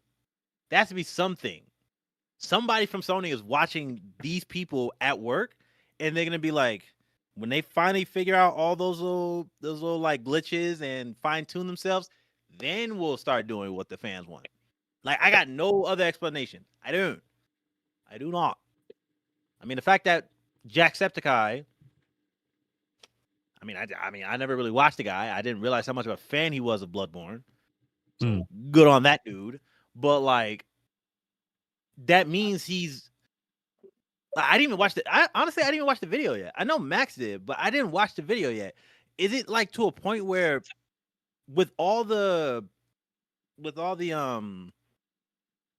fans he has, like his fan base, and then all the reception that could come with like having eyes on Bloodborne again, how did it even get to a point where Sony was like, all right, we'll work with that, and then I guess license it, right?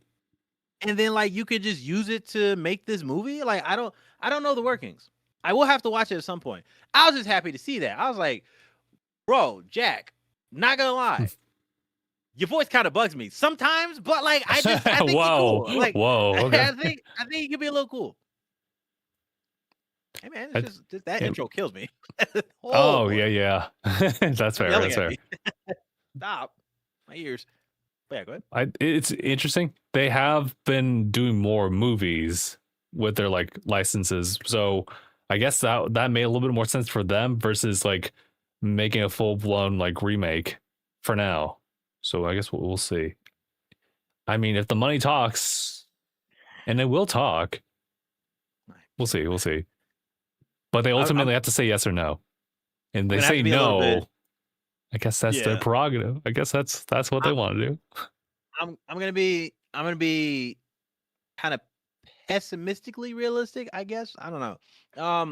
The thing with animated movies, I just don't know the how high that demand is.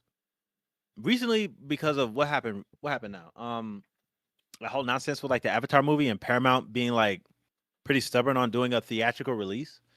Can I just say, I did not need to see that clip that I saw because it broke my heart. Not sure which clip you're talking about. Honestly, don't know. I mean, did you see any of the leaks? Oh yeah, I saw. I mean, people keep doing. They're doing fan edits right now. I am referring to what everyone would say, like, "Ang, how did this happen to you twice?" Oh, okay. Sure. And you made Appa watch. That's just cruel. He did have a lot of repeat moments in there. So I don't know. Well, honestly, can I just say how messed up that is that Appa had to watch?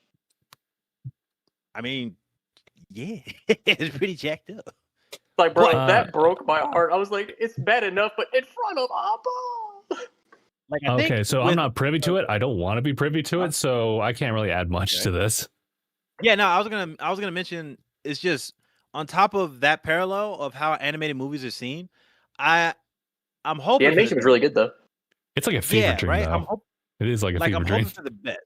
I'm hoping for the best when it comes to this Bloodborne movie. It's just that being honest on how a general audience engages with animated movies doesn't feel like the most. I thought the Bloodborne one was supposed to be live action. Is it live action? At least so. I thought it was an animated movie.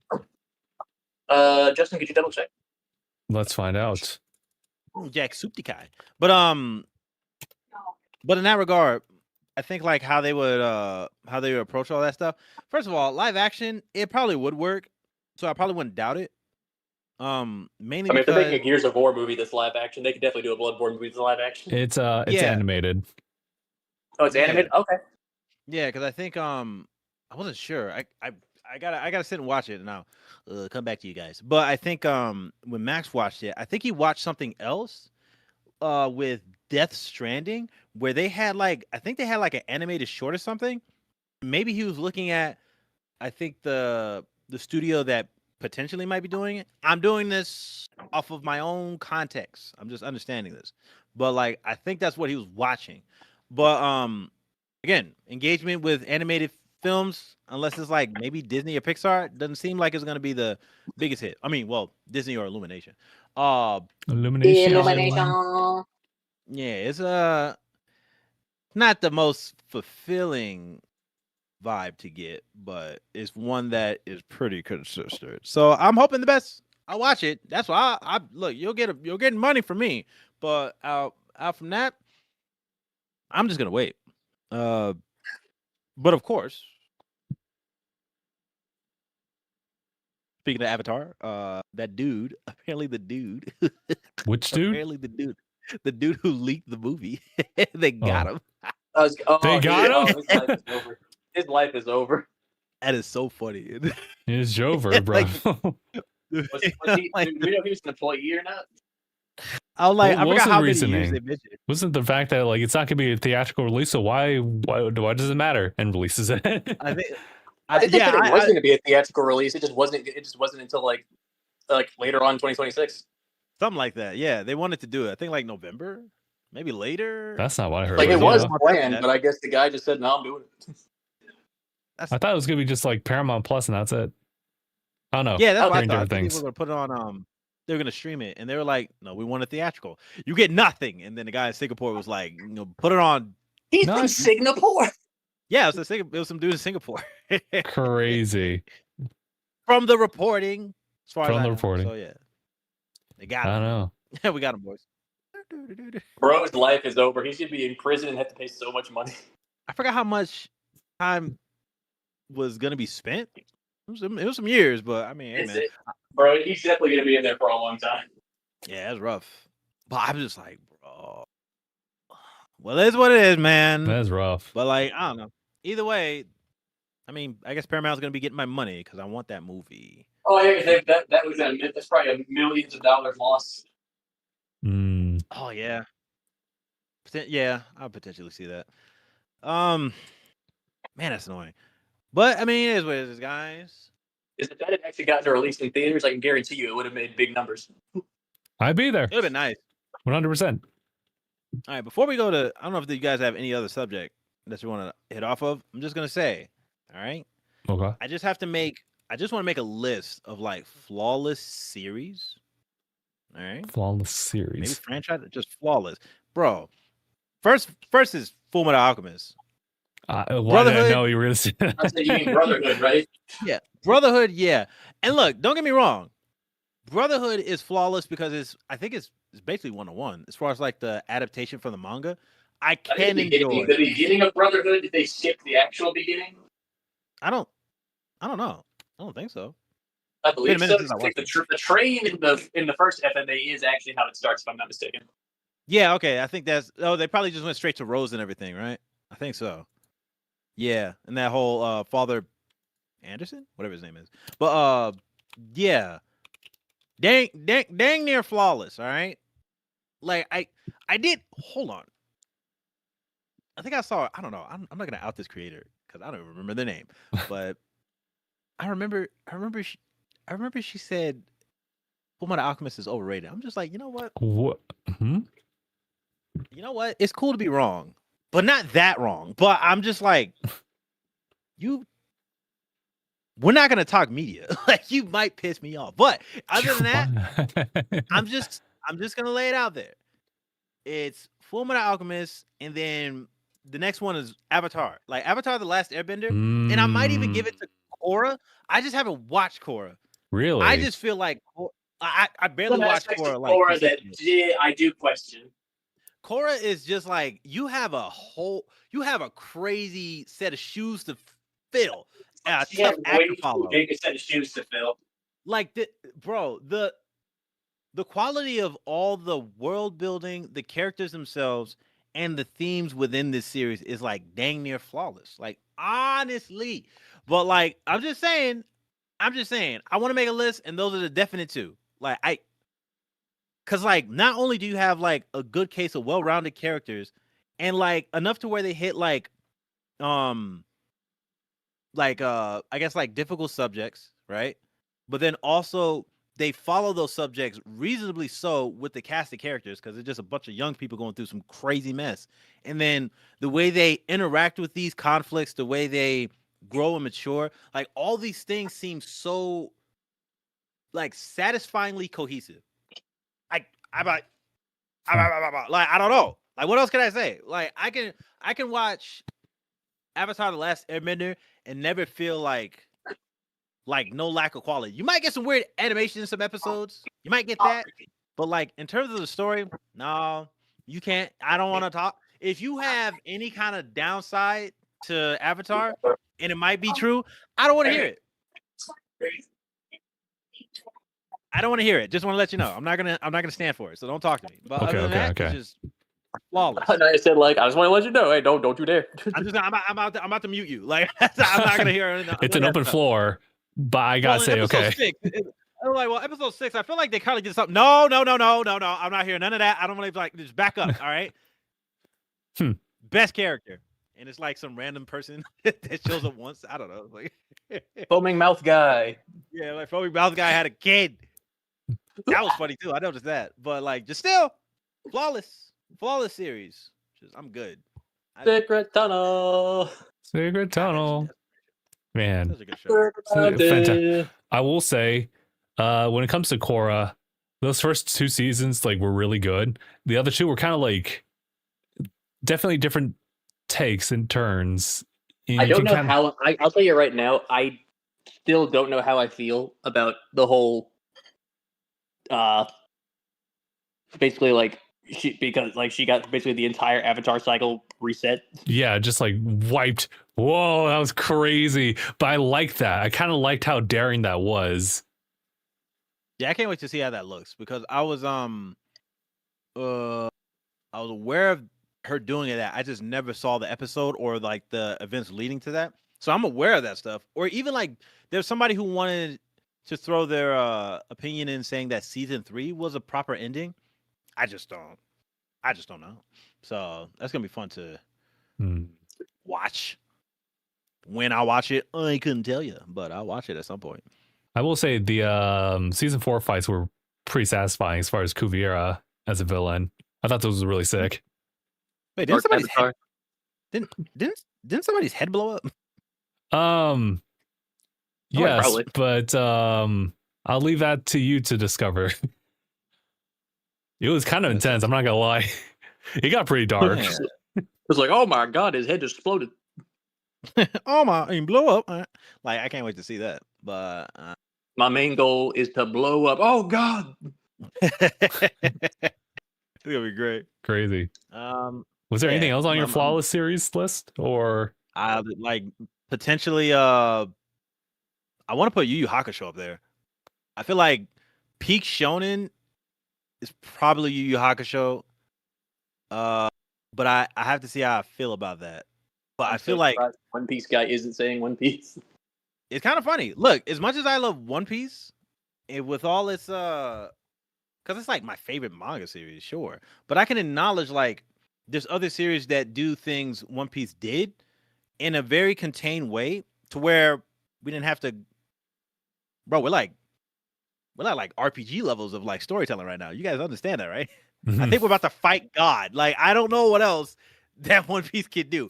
About God, Satan. I'll tell you right now, what they're fighting right now is not a god. Yeah, like we're fighting some unholy demonoman, and like it's happening. Demonoman. Like, One Piece. If One Piece was an RPG, bro, like you would have like the craziest. This is Dragon Quest right now. You got some crazy hours to put in, but honestly, still my favorite. With all its flaws, with all the flaws, you gotta love something truly to accept all the flaws. It's the same way with me and Dragon Ball. I love it with even with all its flaws. Yeah, I think that's why I wanted to make like a unique list of things I consider flawless. But even though my favorite series may not be on, like maybe even like some of my favorite movies may not be something that is like completely flawless, but I still enjoy them. I think that's I don't know. I just like that idea of setting like or understanding like my rubric of entertainment, especially storytelling, but like just that understanding of quality and storytelling on top of entertainment. Because like a key example I would think of is when you have like adaptations. I believe it was Gabe. Gabe mentioned what's his face? Until Dawn was like an entertaining movie, but like at adherence to the source material, the quality was just like it took some liberties that were kind of crazy. But it's still the game. Yeah, like it still did its job to entertain. Because to take from a choice-based game and then try to make it a live action is a little difficult. Yeah, like, it pauses for the audience to choose the route. I'll be mad. Like, can you imagine there's like buttons on your chair and you gotta be like, buttons on the chair. Oh, that'd be so chaotic. I love it. Bro, and you're fighting with the crowd like dog. No. Oh my god. Gabe would be that one guy. Dude, Gabe would absolutely be that one guy to wait till the end to see what the vote's gonna be and then vote against it to change the vote. Yeah, he would do it. With the button that says like sacrifice yourself. He'll probably do some mess like that. Nah, man. So it's just there's just a distinction to enjoy both sides of something in the same sense of whatever franchise you may enjoy. But yeah, man, potentially those three. Definitely. Okay, I got something for flawless. We got number 1, Gurren Lagann. Number 2, Flawless. Dude, Where's My Car? 3, Dude, Where's My Car? 3, Space Jam. Bro, that is such a. To be fair, Space Jam might actually be a fair put on there. I'm just saying. Actually, you know what? Oh, okay, hold on. I'll probably give you that. But wait, hold on.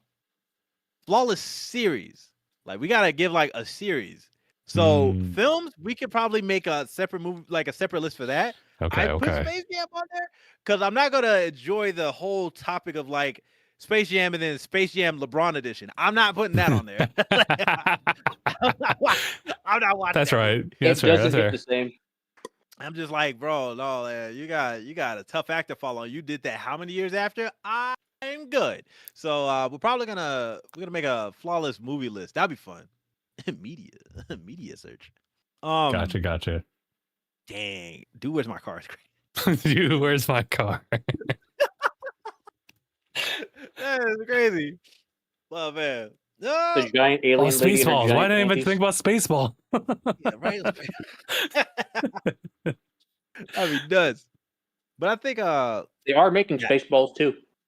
Yeah, that's crazy. Oh, same actors? Wild. Crazy. Keep it authentic. But yeah, let's see how that goes. What else we got for us, guys? Oh, number 4, Una's Honest. Honest. Sounds like a nice lady. Who is that? I don't know if I even spelled it right. Anyway,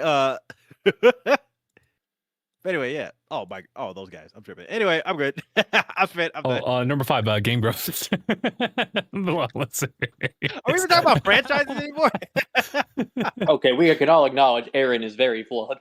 Oh, Lord. What a funny dude. It's because he's so flawed that is flawed. You're not wrong. Good Lord. When you're so wrong, it's right. Wow. It's so bad it's good, aka The Room. Like, nah. What? That's a wild. Why did I put that there? Number 6, The Room. That is like, that'll be a debate for the a scene so dude. Good I had to like throw it in there twice. Yeah, right. Oh, hi, Mark. Oh, jeez. Oh, yeah. Hi, Mark. Nah, man. Oh man. Well, yeah. Okay, sorry. Yeah, I'm spent. I don't think I have any more hoopla subjects to throw in. Aniyah needs to sleep. Fair. Bro, okay. I slept well enough. I didn't even eat my pizza. So anyway, we're good. It's the pizza. That was the thing. Okay. Last couple of bits here. I'll just wrap these up real quick. Saros, which is like the spiritual successor of Returnal, getting a lot of reviews. They're really good, except for IGN's, which is just like a 7, which was kind of weird. That's still above mid. Wow. Oh, okay. Oh no, we're gonna be here for like another hour, guys. Look what you've done, Justin. That was Pandora's box. I didn't even realize it. Hold on.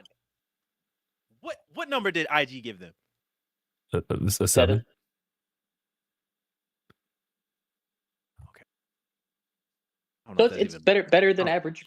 It's like it's good. Like they're not arguing. It's a C-. How do I feel about that? I don't trust IGN as far as I can throw them. I gotta know. Maybe I need to know. I'm just being biased. Guys, did you know that they gave Mouse PI a 6? Did you know that? I did see that. Yeah. I'm not even familiar with that.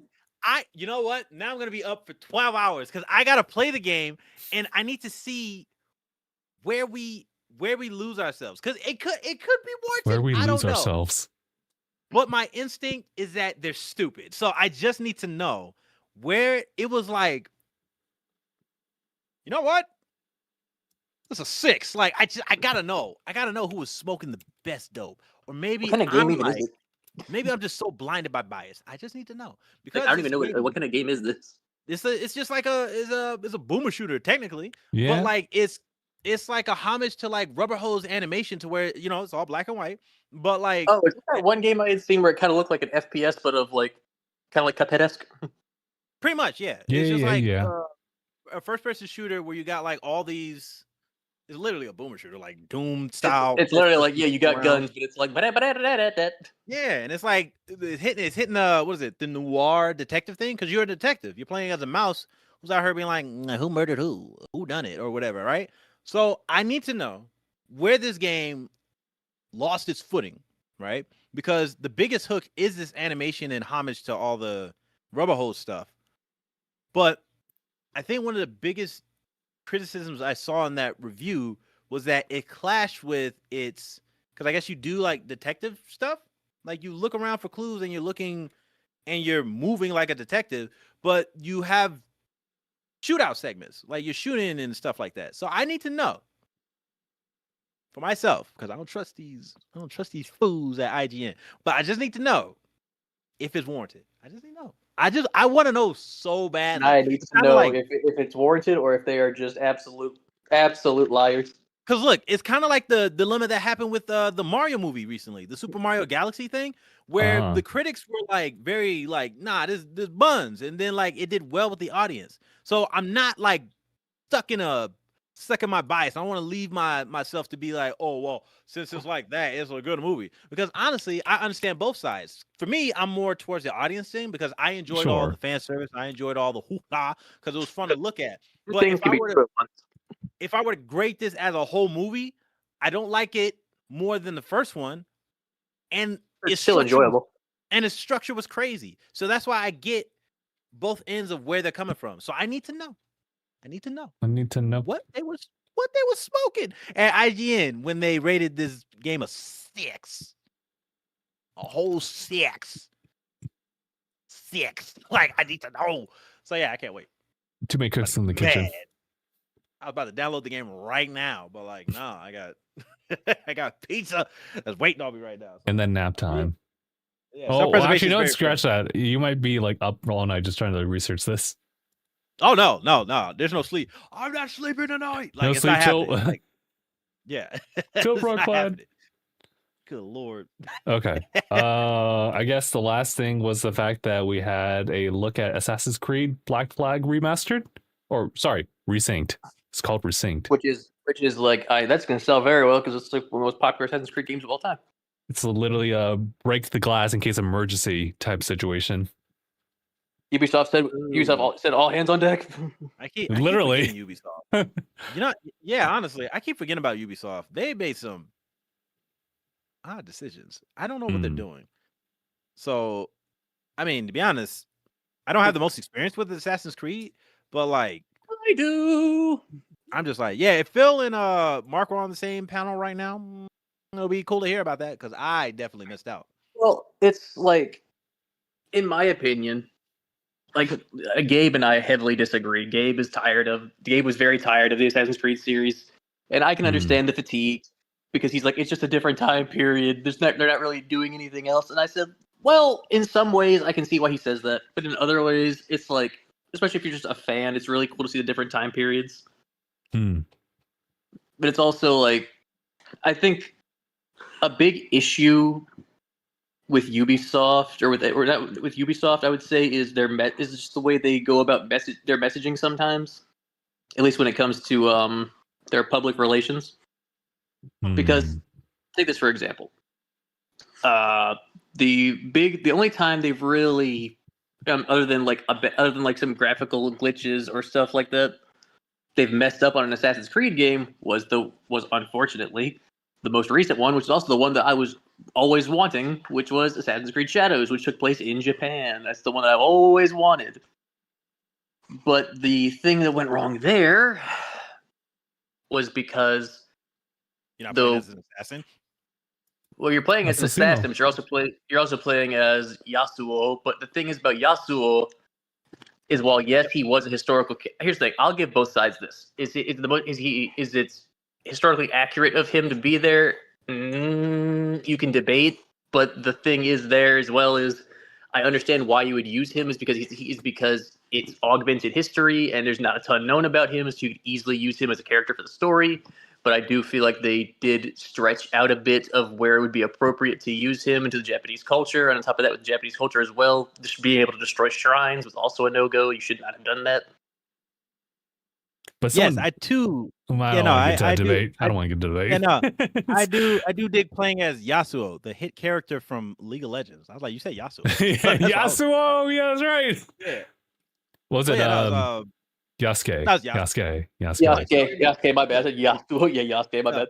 But there's like a means of how I would feel about how they box themselves in for like the theme of assassin. So yeah, I wouldn't really use a samurai in that regard. Right. Well, I think a big issue people had as well was that they were a big thing is that they always say, hey, this is augmented history, but when it came to Shadows, they were really just talking about how it is going to be very accurate to feudal Japan, and I was like, oh, that's where you shot yourself in the foot.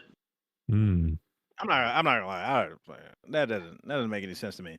I think they were probably banking off of that wave of all the interest that came from Yasuke, like that anime that was buns, by the way. God, they messed that up. But anyway, God, that was rough. Show. But like, just like, I'm trying to think of how you would roll with that argument, because I mean, like, if anything, everybody's cool with whatever side you pick, the whole augmented reality thing. So it's not like historically, quote unquote. That's what I'm saying. Like as long as you make that clear that hey, this is augmented history, I think that is absolutely exactly. I agree. Yeah. But that's the thing is that I can understand why some people might be upset if it's like touted as like at least that's what I think. I think some Japanese fans might have had that opinion. It's like this is not accurate to our history. Like, but you are stating this is accurate to our history, which is just a false representation. Look, if anything, I'm not gonna hold you with all that stuff. They can't really use that argument when we had what's the thing that happened recently or like within the past few years, Valhalla. You gonna tell me that a Viking was an assassin at some point? Nah, dude. Like that was the biggest argument for augmented reality, or on top of the fact from the first installment, it's all augmented. But like, I think people got lost in it because they didn't really hold on to that aspect of the series. But within that, like it's supposed to be augmented history. It's supposed to be history. It's supposed to be. It's somewhat historically accurate, but with some exceptions. Yeah, it's just like the exceptions happening aren't really that egregious. But if you keep yourself boxed in for like assassins, then yeah, stepping out of the assassin theme, it's like, yeah, we're not gonna really rock with that. It doesn't make any sense. I know another problem people had, I think especially, was that they had Yasuke hooking up with Oda Nobunaga's sister. Okay, that sounds kind of crazy. Whoa, wait a minute. I was like, that's a funny. I don't think the Japanese are going to take that very kindly. Oh man, fucking all that fucking nonsense. I think on top of what you can enjoy from nonfiction accuracy, which is odd for a fictional piece of entertainment, sure. But I'm just like, bro, I think y'all lost the argument when Assassins did that Valhalla thing. It's just not. It's not consistent with like this quote unquote accuracy of history. It's like, bro, yeah, it's I know, but the thing is, like, they never claimed Valhalla to be complete, not to be like historically accurate, whereas they did with Shadows, I believe. If they use that as a point, I mean, sure, but I don't know if that can even. Yeah, I don't know if I don't know if I even trust people's reception of that. I'm not gonna lie, because that's fair. Because here's the thing: I really do still want to play, because I've always wanted Assassin's Creed in Japan, so I do still really want to play Shadows. But I didn't buy it at launch because out of respect for the Japanese who were upset about it, and like, because I really enjoy Japanese media. I think their culture's very interesting. So I wanted to be respectful to them. Sure. Yeah, I don't know about that one. Can't really say. No, I get what you mean. It's perfectly reasonable to say what you're saying. Yeah, no, I'm just like, I'm not gonna lie. With some of the outrage that comes from like some stuff that goes with gaming, they're probably gonna have to miss me with some of that stuff. Because even if there's a section of people who may be against what happened, it's not like I can't agree with that. But y'all can miss me with anything else that comes from being consistent with how you want to engage with games and how they historically depict things, how they depict things in general. But like, if that's I think one of the first big problems they had, especially Japanese people, was being allowed to destroy shrines, because in Shintoism that is an extreme no. But I guess. So yeah, then I'm probably not gonna roll with whatever somebody said about being historically accurate in this game. That's gonna be obstructing to who knows how many things that go on with it. So I don't even think I want to. I don't think I even agree with that. If there's that's why they took out the ability to destroy shrines. They took that out. Yeah, no, that's fine. Like, if you have an issue with that happening in the game, sure, but I'm not gonna take the reception of people saying whatever they got with like historical accuracy, and that happens in the game. It's like, then because like that's the thing, is because like a similar thing happened with Battlefield 5, because they kept saying that, oh no, these are stories from actual war history, and I was like, but I have my friend David, who is very big on history. I actually do trust him with history, because he is actually right majority of the time with it. And when he told me, he's like, bro, a lot of these stories, they are literally lying. This is just cherry picking. Yeah. I'm assuming that a lot of people are gonna do cherry picking. So again, and that's where I'm like, I can understand, especially for people who my friend David. You guys met David. You know, people who are like, people who are very big on history and are very big lovers of historian stuff. I can understand why they might get upset by that. Okay. But of course, with Assassin's Creed, it's supposed to be augmented history, and David didn't care about that with Shadows. He still had a very fun time playing Shadows. That is neat business. And here's the thing: is I'm probably still gonna play it. I'm probably gonna wait till it comes out on Game Pass, which I'm sure it will eventually. Because I've literally for the longest time always wanted Assassin's Creed in Japan. I still want to play it. Not you. And the hidden blade design for the gauntlet looks so cool. They'll do something with that, I'm pretty sure. I have no idea whatever cleanup stuff that Ubisoft does. I mean, whatever they got with this Resynced that they're doing. Have you ever played Black Flag, Aniyah? Nah, I didn't play many Assassin's Have you played any of them at all?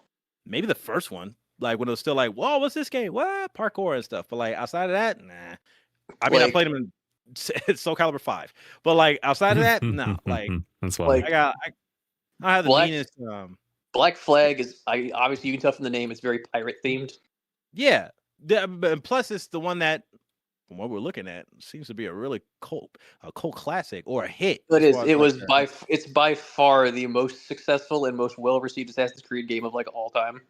Yeah, I gotta see how that works out when I again make the time. We're drowning in video games, but and I mean, me myself, it's like, take this for example, like Unity, for example. I really enjoyed Unity. I 100% had got every achievement on Assassin's Creed Unity, but it had a very hard launch that hurt its numbers. Wasn't that the one where, or is it Brotherhood? Is that the one where it had everybody in it or something like that? Unity and Brotherhood. I know Unity had all the costumes. I know that. All the costumes. And Unity also had like co-op. Oh, then maybe it was Brotherhood where it had like multiple of the assassins or something like that. I forgot. Multiple of them within the story at the same time. Yeah, I think it was that. But couldn't tell you. I haven't played it, but yeah, a lot of people like the story of Black Flag with Edward Kenway, and like, you know, his going from a pirate to being an assassin. Yeah, I want to see how they I want to see how Ubisoft tries to get in the good graces with everybody. Doesn't seem like they'll do it just only for this. I fully believe Ubisoft can do it. Like, they have the chops for games. It's just that they have to learn to read the room. They smoking, honestly. So yeah, you go to rehab. And of course, with that, they also are very guilty of microtransactions. I was gonna say, you can't really screw up on something that's well established as Black Flag unless you really start like whittling it down to microtransactions, which they will do. It's like how with the Assassin's Creed games, they started putting in like the ease, like they don't, oh hey, you want to level up faster or do all this like that? Just buy this. I was like, why? Why would you do that? It's a single player game. Yeah, I want to see what the heck they're smoking or how much I don't know if they're just hemorrhaging money because like why else would you do that? I mean, it's different when it's like a quality of life thing that they built into the game, but if it's like something bought separately, it's kind of weird. That's the thing, is like it's usually like usually just buy it with actual money. Yeah, they got some odd things going on. But again, we'll just have to see. We'll see how they do on sales or whatever for this title. Mm-hmm. Good Lord, Ubisoft. They're already showing off on different editions and bundles. And so I mean, who knows what we're going to get. I mean, I don't think Far Cry 6 did bad. Which one was that? Far Cry 6, it was the one with the actor from Breaking Bad. Well, you know, let me just like double check because I can only remember by the wiener dog in the wheelchair. Bryan Cranston. I remember that one. But just that Chorizo. Because I don't remember if it was the game that had like the weird freaky ending to it, where it's like it felt like it didn't really matter. It was always going to be like a bad ending. I think you're talking about Far Cry 3. No, not Far Cry 3. I think it could have been 5, maybe. Oh, that is true. The ending of 5, I'm like, why? Was it freaky? Yeah, it was probably 5. Yeah, just had like some freaky ending where it's like it just all goes bad, and there's no way around it. He called it. He called it. Oh God! And now I'm trapped in a bunker with this guy who's absolutely off his rocker. Yeah, that sounds wild. I was like, freaky. No, thank you. I'm not playing that anytime soon. Wow. And not my Far Cry, Freaky Cry. I thought, let me just... like I got a bit through Far Cry 6. I need to finish it at some point. Chorizo. Oh. Chorizo, dude. As soon as they showed up Chorizo, I fell in love. I was like, I love him. They figured out the formula. That was great. But yeah, it's because that's everything. You see him as a little wiener dog. But he's like he hurt his little back legs. So he's got a little wheelchair. I was like, oh, poor buddy, you're so cute. What a nice dude. Whoa. Then you also got a alligator. You got like a gator that you can have as a companion. That's like Gustav. He's got a gold tooth. Yeah. Oh no, that was crazy. Wow. Anyway, there's also cockfights in that game. You can fight chickens. I don't think I want to play. You fight the chickens, or they fight each other? Yes. Okay. Thanks for clarifying. Because there is a mission where some chickens have gone absolutely freaking wild, tearing up a piece of town or the farm or something like that. You got to go take care of these roosters that are off their stuff, bro. Fair. That's fair. All right. Decent. I guess we'll go ahead and wrap up. It's been about 2 hours. So, all righty, guys. Well, any other thoughts before we go ahead? Can't wait for the Jump Press event that's coming up. Mm-hmm. I am spent. What? All righty, then. In that case, we'll go ahead and call it here. Thank you all so much for tuning in on this episode of DangIT Prodcast. It's been episode 588. My name is Justin. I'm Aniyah. Mark. And thanks for watching, everybody. #bye, everybody.